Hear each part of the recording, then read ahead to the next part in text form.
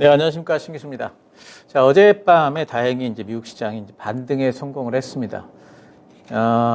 전전거래일에, 그러니까 목요일 날 밤에 상당히 크게 반등을 해주고, 그리고, 좀 눌리고, 그리고 다시 또 반등이 나왔습니다. 이런 형태라면 이제 바닥을 좀 만들어가는 형태거든요.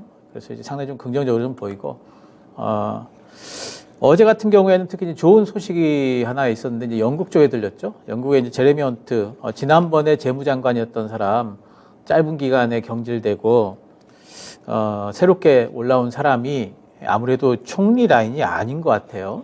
그쪽에서 뭐라 그랬냐면은, 지금 트러스 총리의 감세안의 대부분을 되돌릴 것이다. 이렇게 되면 이제 트러스 총리는 완전히 궁지에 몰리는 형태인데, 어쨌든 그 최단기 총리가 될 가능성이 있다. 뭐 이제 이런 얘기까지 들리는 걸 보니까, 그리고 재무장관이 이렇게 발표를 했으면은 이거는 뭐 이제 그 거의 확정적이라고 봐야 되겠죠. 그렇기 때문에 시장에서는 그동안에 이제 너무 돈을 많이 풀면서 나올 수 있는 이제 그런 어떤 불안감, 금융위기 불안감, 영국발 금융위기가 오는 거 아니냐. 뭐 이제 이런 얘기들이 좀 돌아왔는데, 그런 데 대한 것들이 불안감이 상당히 감소가 되면서 어제 이제 이런 부분에서 뭐 파운드화 잠깐 볼까요? 파운드화 보시면은 이게 이제 파운드화인데 요 근래에 상당 뭐 지난번에 이제 영국 감세 문제 때문에 쭉 빠지다가 그러다가 이제 눈치 보다가 어제 상승이 좀 나왔는데, 파운드화가 이제 여기를 돌파를 해준 다음에는 이런 식으로 돌파가 나오게 된다면은 그러면은 뭐가 좋은 거냐면은 달러가 그렇게 되면은 이제 아마 가라앉을 수가 있을 거예요. 어제도 요만큼 파운드와 반등이 나오니까 달러가 음봉이 이렇게 나와버렸죠. 그래서 달러가 가라앉게 된다면 이건 분명히 주식시장에는 좋은 거죠. 지금 시장에는 이 구간마다 좀 달라요. 달러가 지금은 가라앉는 게 좋죠. 그래서 상당히 좀 이제 영국발 어떤 불안감이 상당히 좀 완화됐다는 부분이 참 좋은 얘기고요. 또 어제는 이제 실적 발표도 있었는데, 은행주들 뱅크 오브 아메리카하고 뉴욕 멜론 은행 둘 다 예상치를 상회를 했습니다. 물론 뭐 엄청나게 실적이 뭐 좋아진 건 아니지만은 굉장히 나쁠 걸로 봤는데 그보다는 좀 덜했다 이런 거죠. 그래서 호실적으로 좀 발표를 했습니다. 이런 것도 괜찮았고, 또 사실 이제 그 은행주들이 호실적 발표한 게 시장에 도움이 됐을까 싶어요, 사실은. 왜냐하면은 이번에 은행주들이 호실적 발표한 배경에 미국 소비자들이 카드를 많이 썼다라는 게 있거든요. 그럼 소비가 탄탄하다는 거잖아요. 지금 주식시장은 사실 소비가 탄탄하다는 얘기가 주식시장에 좋은 얘기가 아니거든요. 그런데 실제로 좋은 얘기는 아마 이거였던 것 같아요. 엠파이어 스테이트 제조업 지수가 마이너스를 기록했습니다. 마이너스 9.1로 전월비 마이너스 7.6포인트 하락을 한 거예요. 이게 3개월째 지금 마이너스거든요. 이게 이제 경기 위축 신호죠. 그러니까 이게 결국에는 뭐냐면 이제 인플레이션이 정점 찍었다, 또 물가 빠질 것 같다라는 신호와 관계가 있기 때문에 이게 오히려 더 시장에 좋은 어떤 영향을 줬지 않았을까 뭐 싶은 생각이 좀 들어요. 어제 이제 뭐 또 영향력 있는 무디스의 마크 잔디라는 이코노미스트가 있습니다. 이제 이 사람이 뭐라 그랬냐면 이제 연준이 올해 금리 인상을 4.5나 3.75에서 아마 중단할 것 같다. 그리고 나서 한동안 관망할 것 같다. 또 이런 얘기 해준 것도 시장에 이제 좋은 영향을 좀 미친 것 같습니다. 그러니까 이런 얘기를 하게 된 배경이 이제는 뭔가 좀 그 제조업 지수 같은 것도 빠지고 이러니까 이제 인플레이션이 물가가 조금씩 잡히는 거 아니냐, 그 정점은 찍는 거 아니냐, 라는 이제 관점들이 시장에서 하나둘씩 생기고 있는 거죠. 제가 이제 늘 말씀드립니다만은 피크라는 게 중요하다고 말씀드렸어요. 물가는 고인플레이션은 계속 갈 겁니다. 하지만 중요한 거는 피크를 찍었느냐, 또 금리도 피크를 찍느냐 안 찍느냐, 고금리는 계속 가겠지만 이런 것들이 상당히 주식시장에는 중요하거든요. 근데 이제 이런 피크론들이 나오고 있다는 부분, 이런 부분들은 상당히 이제 주식시장에 긍정적으로 보이고, 계속 말씀드립니다만 이제 위기의 피크, 또 불안감의 피크를 지나고 있는 징후가 있습니다. S&P 500 차트를 잠깐 보시면요, 지금 S&P 500 차트가 이런 이제 기로점에 딱 와 있긴 해요. 이렇게 쫙 그어 보시면은 이렇게 딱 기로점에 와 있습니다. 3,700을 넘어서면은 그 다음에 또 3,800까지 다시 또 이제 도전을 하고, 그 다음에 3,900, 첩첩산중이긴 한데, 제 생각에는 이제 저점 3,500을 깨고 내려오기보다는 위쪽으로 조금 점진적으로 위쪽이 첩첩이 매물대라서 쭉쭉 가진 못할 거예요. 점진적으로 전진을 좀 해주지 않을까 충분히 생각을 할 수가 있을 것 같아요. 외국인들이 요즘에 우리 시장을 좀 사죠. 보면은 이게 이제 외국인들인데요. 외국인들이 코스피 같은 경우에 11거래일째 지금 순매수를 했습니다. 순매수 11거래일이면은 올해는 최장 기록을 지금 보인 건데, 이게 이제 아마도 이제 원달러 환율 때문에 그런 것 같아요. 원달러 환율이 원달러 환율 보시면은 그간에 굉장히 많이 올랐는데요.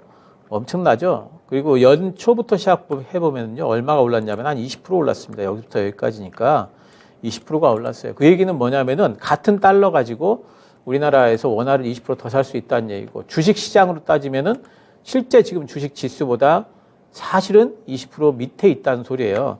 그러면은 지금 이 코스피가 그 2219, 2220이니까 20%라면은 440을 빼야 되잖아요. 그래서 그러면 1800 밑이에요, 지금. 실제 지수는. 그러니까 외국인들 입장에서는 지금 어떠냐면요, 달러 들고 원화 바꾸면은 더 많이 바꿀 수 있어요, 옛날보다. 더 많은 원화를 바꿔가지고 그걸로 주식을 사놓으면은, 그러면은 원화가 나중에는 반등을 할 거 아니겠습니까? 원달러 환율 빠지면서.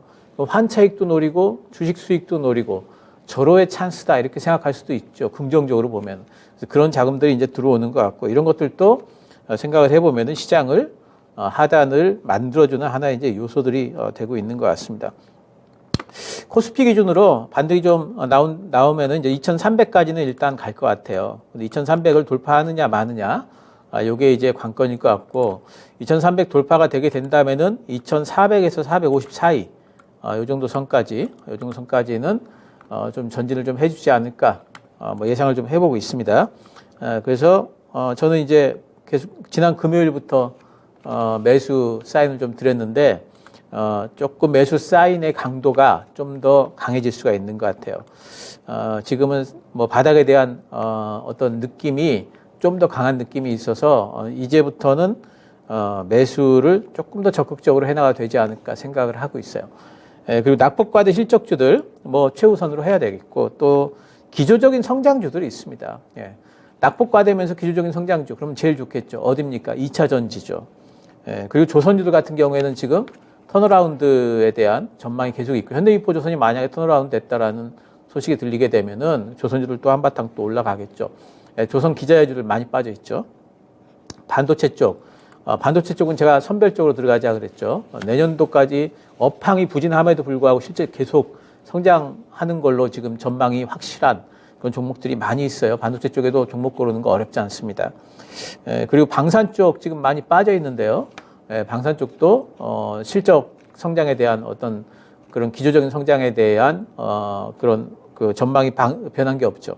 신재생 마찬가지고요. 그래서 이런 쪽들 제일 먼저 좀 관심 가져보시고요. 자, 오늘 추천주 하기 전에 오늘은 그 리뷰 하나 하고 갈게요. 목표가 또한 게 있어서 에코프로입니다.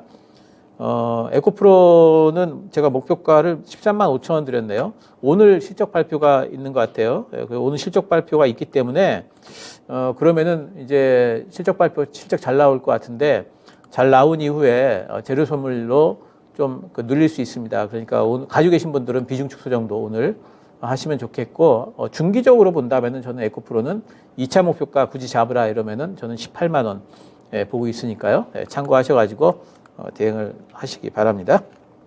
자, 오늘 추천주 똑같은 전기차 쪽입니다. E&D입니다.